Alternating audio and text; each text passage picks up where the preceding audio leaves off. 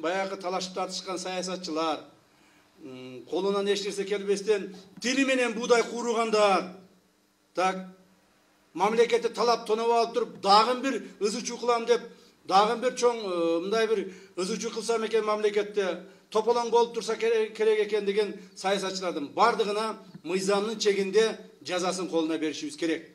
Башка эле жок. Жакшы сөзгө түшүнбөгөндөр бар. Мына ошолордун кээ бири азыр айтып атышат, түрмөдө бизди өтө каттуу кармап атат, бизге ушундай катаал шарттарды коюп атат деп. Түрмө алар үчүн өздөрүнүн пансионат эмес, мамлекеттен тартып алган же мамлекеттен приватизация кылып алган. Түрмө ошон үчүн курулган. Мыйзам бузгандарды, мамлекеттендерди ордуна алып келип тарбиялаш үчүн курулган. Ошого чыдабайбы? Анда мыйзам бузбасын.